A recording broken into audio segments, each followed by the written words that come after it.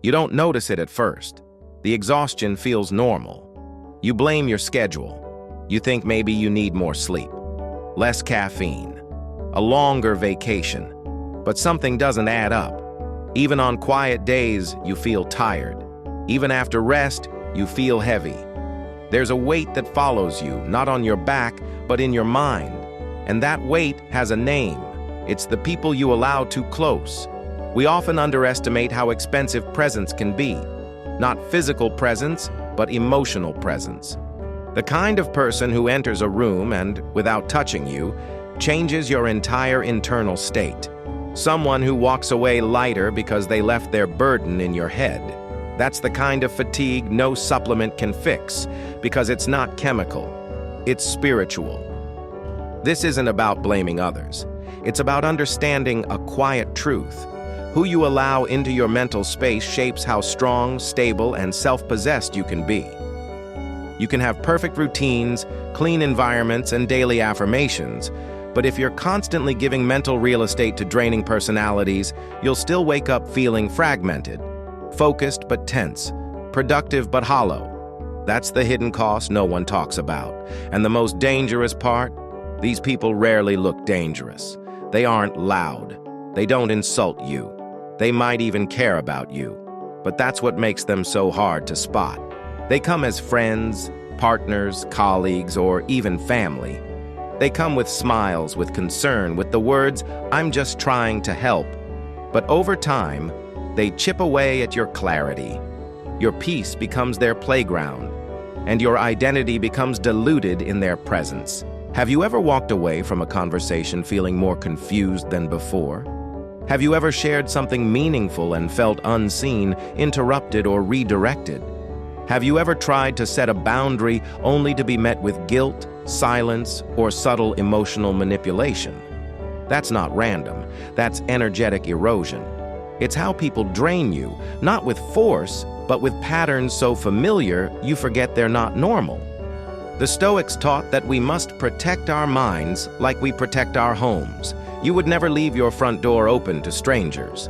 So why do you let your awareness be shaped by anyone with a voice? Marcus Aurelius wrote, "The soul becomes dyed with the color of its thoughts."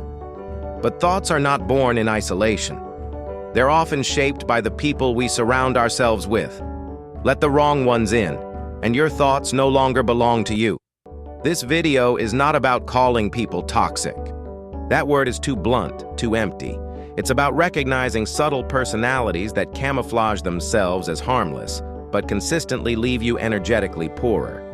These aren't the obvious energy vampires. These are the nuanced, the quiet, the socially acceptable personas that drain you not in one blow but over time, like slow leaks in a ship. You don't drown because of a storm. You drown because you didn't notice the small hole in the bottom of the boat. And that's the hardest part. Sometimes you've lived with the leak for so long, you don't even remember what clarity feels like. You've adjusted. You've adapted. You think this is just how relationships are. You think this is just life. But it isn't. Because there's a version of you that exists on the other side of emotional congestion. A version that breathes deeper, thinks sharper, feels lighter. But that version can't exist while you carry the mental weight of personalities that don't belong in your inner circle. You don't need to confront anyone. You don't need to explain yourself. You only need to notice. Awareness is the first act of freedom. And as we explore the 4 subtle types of people who drain your mental energy, you may feel seen, you may feel exposed, or maybe you'll think of someone else. Either way, don't run from the reflection, because once you see it, you can no longer pretend it doesn't matter. Now let's begin. There's a kind of person who listens to your pain not to help you heal, but to anchor you in it. They appear empathetic. Their words are warm. They nod. They validate. They tell you you're not alone. But beneath that comfort, there's a subtle pattern. You never actually move forward when you're around them. Because every time you share something difficult, they meet it with something of their own. A story, a crisis, a tragedy. It's not always louder than yours, but it's always there. like a shadow. You begin to notice that your pain becomes currency in that relationship. You're rewarded for struggling. You're validated for staying broken. But when you try to improve, when you begin to detach from the suffering, something shifts. The connection feels weaker, their interest fades. The bond was never about growth, it was about mutual wounding. And now that you're healing, they don't know who you are anymore. These people often say things like, "I understand exactly how you feel." But that sentence is a trap, because instead of letting your experience breathe, they immediately bring it back to themselves. Not maliciously, not intentionally, but habitually. The spotlight of pain always turns toward them, even when you needed it to stay on you, just for a moment. You walk in seeking support and leave carrying their sorrow. The energy sympathizer doesn't look dangerous. They're often gentle. They often mean well. But their identity is entangled with pain, and they don't know how to exist around someone who's moving forward. So they anchor you back, not with chains, but with closeness, with shared tears, with long conversations that never actually go anywhere. You revisit the same feelings, the same memories, the same frustrations over and over, not because you want to, but because that's where the bond feels strongest. Over time, it becomes harder to distinguish who you are without the pain. You begin to carry stories that no longer belong to you. Emotions that were once brief now linger because someone keeps handing them back to you, softly, gently, as if to say, "Don't forget this part of yourself." But it's not your whole self. It was never supposed to be. You were meant to outgrow it. But you can't outgrow what someone keeps feeding. This is how mental energy is drained without any argument, without any abuse, without any noise. It happens through the slow erosion of clarity. You lose sight of your own emotional progress. You doubt your own healing. You question whether moving forward is selfish. Because in the presence of the energy sympathizer, strength feels like betrayal, and weakness feels like love. The Stoics warned against this kind of emotional enmeshment, not because it's dramatic, but because it's seductive. Marcus Aurelius reminded himself that sympathy should never become mimicry, that pity should not turn into a shared fall. He knew that to be of use to others, you must first stand firm within yourself. But in these relationships, standing firm feels impossible. You either bend or you break, and both cost you dearly. If you've ever left a conversation feeling heavier than when you entered, but couldn't explain why. If you've ever noticed that someone only truly connects with you when you're struggling. If you've ever felt guilty for feeling better while someone else stays in the same place, you've met the energy sympathizer. And maybe you've become one too, because sometimes we adopt that role ourselves. We don't mean to, but we grow so used to bonding over struggle that we begin to fear what happens when we don't have one. We keep our pain alive not because we want to suffer, but because it's the only language we know with certain people. And healing feels like silence, disconnection, abandonment. But growth was never abandonment. Letting go of shared suffering is not a betrayal. It's the only way out of the cycle. You don't have to hate these people. You don't have to cut them off. But you do need to see them clearly. Recognize the pattern, notice the energy shift, and most of all, give yourself permission to rise, even if someone you care about chooses to stay on the ground. Because your mind was not built to carry someone else's emotional gravity forever. And your strength is not measured by how much pain you can hold, but by how much peace you're willing to protect. There's a strange discomfort that creeps in when you're around certain people. You share something good, a win, a breakthrough, a personal step forward, and their smile arrives just a little too late. Their voice congratulates you, but their eyes don't. It's subtle, so subtle that you second-guess your own perception. Maybe they're just distracted. Maybe it's nothing. But the feeling stays, and deep down, you know what it is. You've stepped into the presence of someone who isn't openly against you, but who quietly doesn't want you ahead. The silent competitor doesn't speak with hostility. They rarely challenge you directly. They may even appear supportive on the surface, but their energy shifts whenever you rise. When you're struggling, they're available. When you're lost, they're generous. But the moment you find direction, the moment you stand taller, they withdraw. Sometimes physically, sometimes emotionally, sometimes in ways that leave no proof, only confusion. Their praise is faint. Their interest fades quickly. Conversations become transactional. You sense that you're being measured, compared, ranked, and you begin to shrink in small ways. You speak less about your progress. You soften your joy. You downplay your peace, not because you're humble, but because you're protecting yourself from their discomfort. And without realizing it, your light becomes dimmer just to keep the connection alive. This kind of person doesn't envy your possessions. They envy your evolution, because your growth reminds them of everything they haven't faced yet. Every step you take forward exposes the steps they've avoided. So instead of rising with you, they build a quiet resistance. Not with words, but with indifference. Not with criticism, but with distance. You feel it most when something good happens.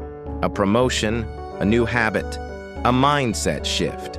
You want to share it, but something in you hesitates, because you already know the look you'll get. Not anger, not joy, just that cold neutrality, the kind that makes you question whether your success is worth sharing at all. And in that moment, you've already lost something. Not your progress, but your peace in expressing it. The Stoics warned us about flattery and false friendship. Seneca wrote that a true friend is someone who delights in your virtue, your wisdom, your forward motion. But the silent competitor doesn't delight.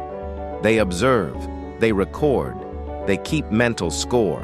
And as long as you remain relatable, struggling, uncertain, doubting, they're close. But the moment you become clear, confident, or convicted, they flinch. This is one of the most mentally draining dynamics you can experience, because nothing obvious happens. No fights, no betrayal, just an invisible tension that quietly changes how you show up. You begin to censor yourself. You speak in smaller sentences. You question whether your ambition is arrogant. You wonder if it's you, if you're too much. But that confusion is the drain, not just of energy, but of identity. And over time, this erosion seeps into your other relationships. You start to believe that being fully alive, fully confident, fully awake is somehow threatening. So you dull your edges, you round your voice, you walk softer, and in doing so, you betray the version of you that fought to emerge. The silent competitor doesn't need to attack you. All they need to do is withdraw their warmth. And if your self-worth isn't fully rooted, you'll go chasing it. You'll lean in more, hoping to win them back. You'll offer less of yourself, thinking maybe that will bring balance. But it won't. Because the problem was never you shining. It was them refusing to confront why your light makes them feel small. You're not responsible for someone else's unspoken rivalry. You're not required to shrink for their comfort. And you are not arrogant for refusing to apologize for your evolution. What you are responsible for is guarding the space where your spirit breathes freely. And if someone's presence makes you question your right to joy, clarity, or confidence, that's a cost you can't keep paying.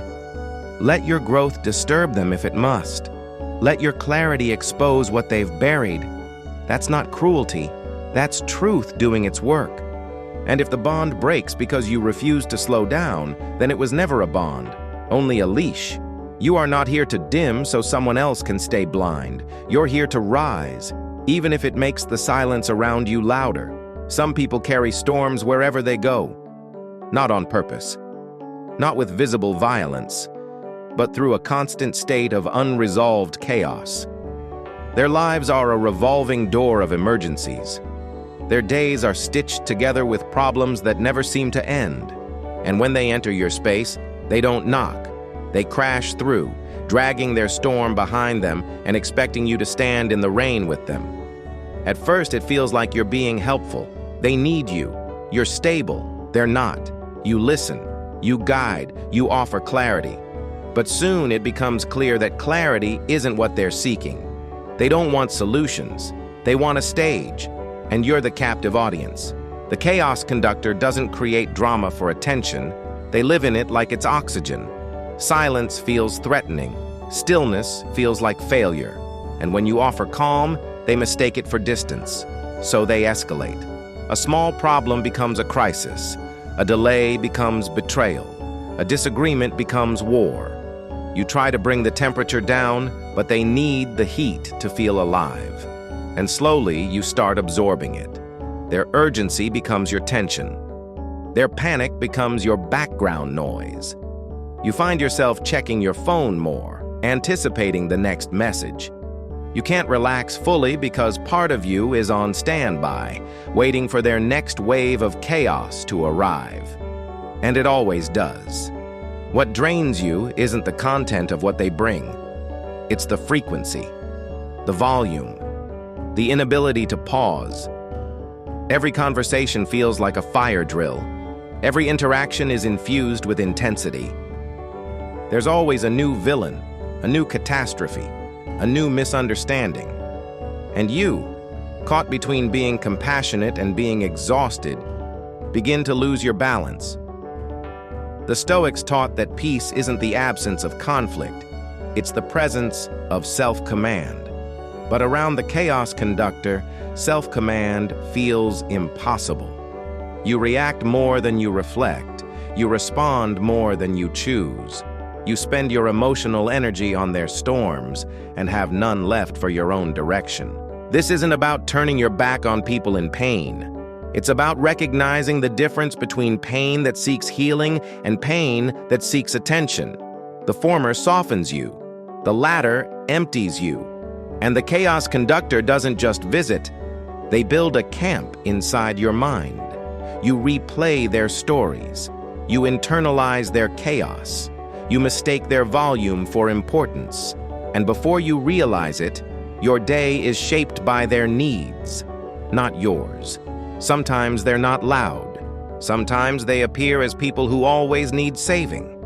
The victim mindset, the perpetual crisis. Every solution you offer is met with a reason it won't work. Every encouragement is brushed off. Because the goal was never resolution. The goal was emotional occupation of your time, your focus, your energy. You begin to dread their messages. You pause before answering. You feel guilty for not being available, but resentful when you are. And that guilt becomes its own trap. You stay engaged not out of love, but out of fear. Fear that you'll be seen as selfish. Fear that if you leave, they'll collapse. But here's the truth. Your presence won't fix what they refuse to face. And your absence won't break what was already unstable. You don't have to abandon them, but you do need to anchor yourself. Emotional boundaries are not walls. They're filters. You can care without carrying. You can support without sacrificing your stillness. But that requires a decision. To stop treating chaos like an emergency just because it's loud. Some people will always choose the storm. Not because they want to suffer, but because they don't know who they are in silence. But that doesn't mean you have to follow them into the flood. You're not their shelter, you're not their savior, you're not their therapist. You are a person with your own path. And if someone's pattern is turning every moment into a crisis, you have every right to step away. Not in cruelty, but in clarity. Because the energy you spend managing someone else's instability is energy you could be using to build your own peace. And if your life starts to feel like a series of interruptions, it's time to ask, who am I letting set the tempo of my days? You are not a container for someone else's constant collapse. You're allowed to choose stillness, even if they call it cold, even if they call it distance. Because peace isn't always polite. Sometimes it's silent. and sometimes it walks away. There are people who never raise their voice, never make a demand, never throw a tantrum, but they still drain you, not with volume, but with subtle erosion. They don't cross your boundaries violently. They melt them, slowly, gently, so gently that by the time you realize how far you've bent, you can't remember what your original shape was. They appear kind, considerate, polite. They say thank you. They smile. They act surprised when you finally say no, as if your resistance were unexpected, even unreasonable. Because you've trained them, without knowing, to believe your yes is always available. They never needed to push. Just wait. You always gave in eventually. The boundary melter operates not through force, but through familiarity. They get close. They learn your habits, your values, your weak spots. They figure out exactly how to ask, when to ask, and what tone to use to make you feel like refusing them would be an act of coldness. Not setting a boundary, but being cruel. So you don't refuse, you comply. And each time you do, something inside you shrinks. You start to dread the requests, not because they're outrageous, but because they're constant. Always small, always reasonable. A quick favor, a small task, a little check-in. But the frequency is the weight. And the unspoken expectation is the chain. You begin to live in anticipation, not of a blowout, but of a whisper, a sigh, a pause. The look they give when you even slightly hesitate, and that's all it takes for you to fold again. What makes this dynamic so draining is that it feels like love. It feels like care, but it's not mutual. It's one-directional. You're the provider. They're the receiver. And over time, your self-worth becomes entangled with your ability to remain available. You begin to believe that being a good person means being endlessly accessible. But that belief is a lie, and it's costing you everything. The Stoics were clear. If you do not guard your time, your energy, your attention, someone else will use it for their own. Marcus Aurelius warned that people will steal your life not out of malice, but out of ignorance. They'll do it simply because you never told them not to. And the boundary melter thrives in that silence, in your inability to draw a line and mean it. You tell yourself it's not worth the confrontation, that it's easier to just say yes again. But every time you do, you reinforce a contract you never signed. One that says your comfort is less important than theirs. One that says your silence means permission. And one day, you look at your life and realize you've been running on obligation, not intention. Sometimes the boundary melter is a parent, a sibling, a longtime friend, and that makes it harder. Because there's history, there's emotional debt, there's a part of you that feels like you owe them for their sacrifices, their presence, their support in the past. But what you owe most is to yourself. You owe clarity, you owe honesty, you owe freedom from the weight of invisible contracts that drain your soul in the name of politeness. You don't need to explain why you're unavailable. You don't need to justify why you need space. You don't need to over-apologize when you choose rest over responsiveness. Your time is yours. Your energy is sacred. And no one has the right to chip away at it through guilt, through silence, or through assumed access. The most dangerous part of this dynamic is how long it goes unnoticed, because the requests are rarely unreasonable. It's the pattern that's toxic, not the parts. The feeling that your life is being shaped by the needs of someone who never asks too much, but always asks just enough to keep you from being fully in control of your own rhythm. You wake up tense, not because of what's scheduled, but because of what might be asked. You can't fully relax because part of you is waiting to be pulled, and that invisible leash, no matter how soft, is still a leash. The boundary melter doesn't chain you. They condition you. And the result is the same. You stop living on your own terms. But here's the truth you've been avoiding. No one will protect your boundaries for you. Not even the kindest people. Especially not the kindest people. Because kindness without clarity invites expectation. and expectation without resistance becomes entitlement. You are not selfish for creating distance. You are not cruel for needing space.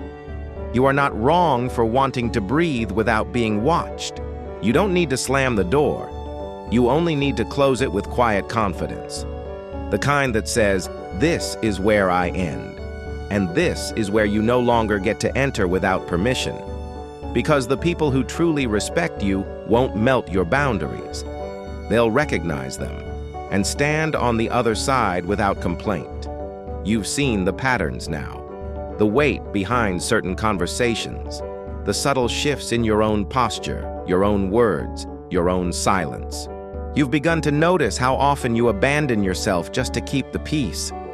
And the question lingers quietly beneath it all. How do you change without turning bitter? How do you protect your mind without closing your heart?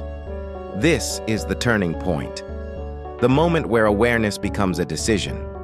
Because once you see the drain, you cannot unsee it. But if you're not careful, that clarity becomes armor. Cold, distant, sharp. You start cutting people off. You swing too far in the other direction, from overextension to isolation.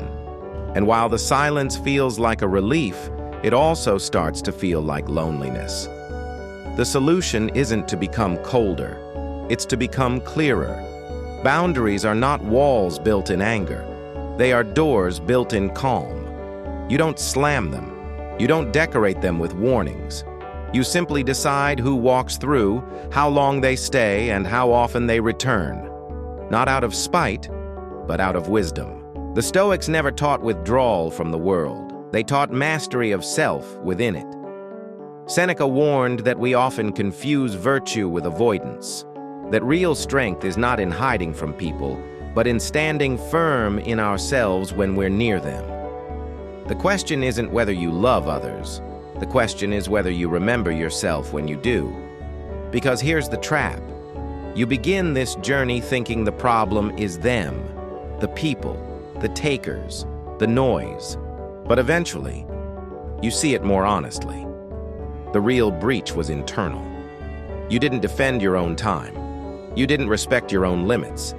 You waited for someone else to stop asking instead of learning how to say no. That's where it begins to change. You stop waiting for them to understand. You stop needing them to see it. You stop explaining yourself to those who benefit from your confusion. And you start choosing stillness, not as punishment, but as protection.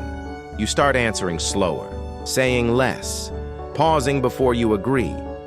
You stop justifying why you're tired. You stop apologizing for needing quiet. And people will notice.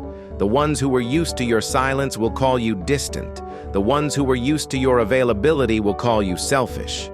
The ones who used guilt as currency will tell you that you've changed. Let them. Because the truth is, you have. And that's not the tragedy. It's the beginning. When you reclaim your space, you reclaim your attention. You start remembering things you forgot when your mind was filled with noise. You notice the way light falls through the window, the sound of your own breath, the feeling of doing something because you want to, not because someone expected you to. That's not detachment. That's return to yourself, to what matters, to the part of you that was buried under the weight of everyone else's needs. The world will keep demanding. That will never stop. But your agreement is no longer automatic. You've stopped being a door that swings open on command. You're no longer training people to believe your peace is negotiable. And in doing so, you begin to attract a different kind of energy. People who ask without expectation. People who listen without interruption. People who don't see your silence as a threat, but as a home. And maybe the most important shift of all, you begin to trust yourself again. Because now you know what exhaustion really is. Not just lack of sleep, but lack of sovereignty. The exhaustion of constantly managing what isn't yours.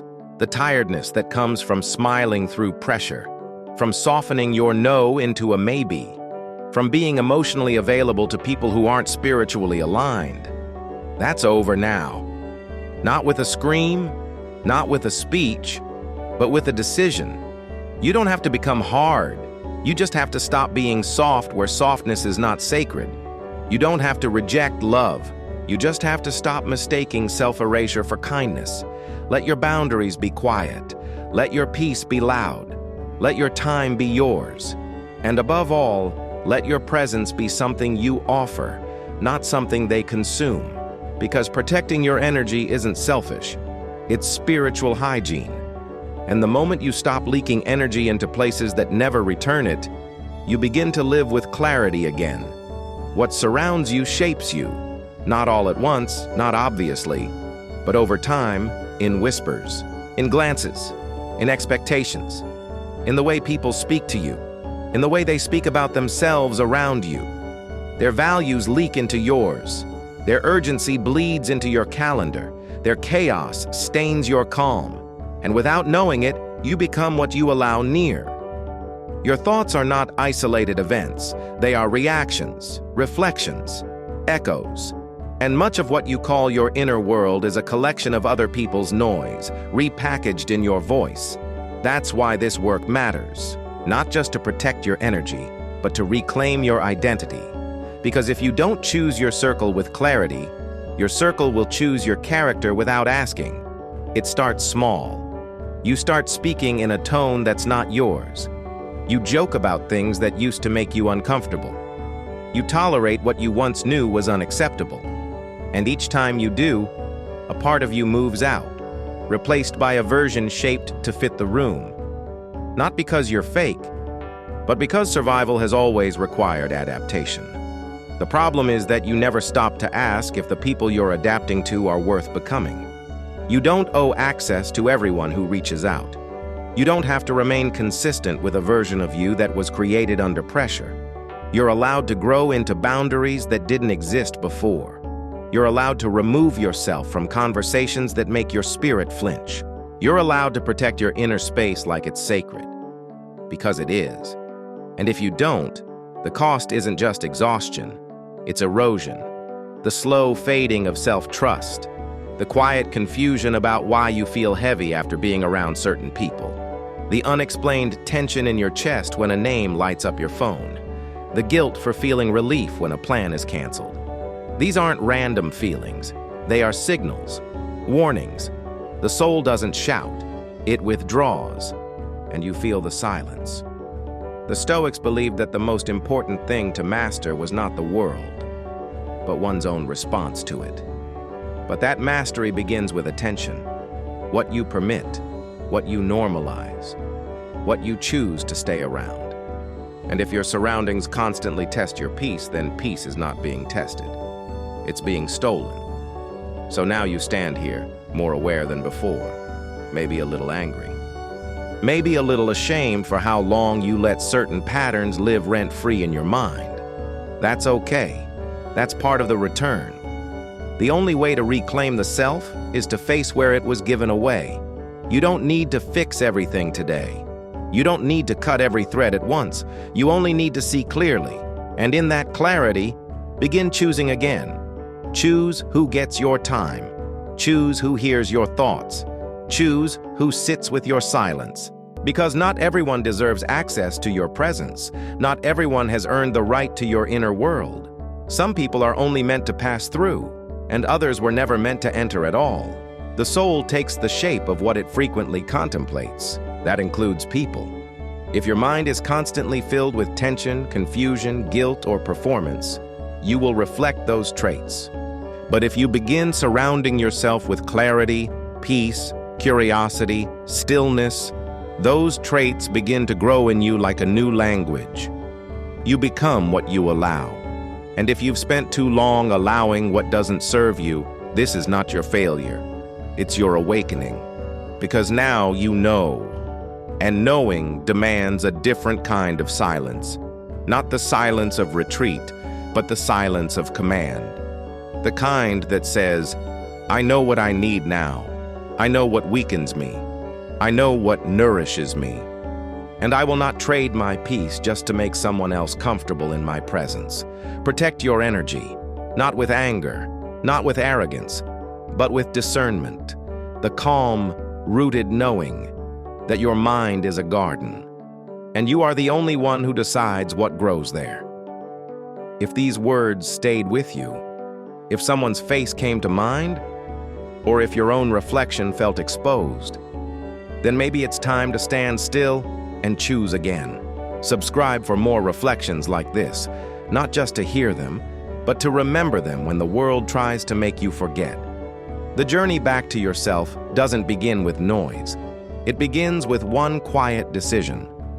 I will no longer betray my own mind to be liked by people who drain it. And that decision changes everything. If these words met you where you are, leave them alive. Share your reflection below and subscribe to stay close to what strengthens you when the world forgets how to.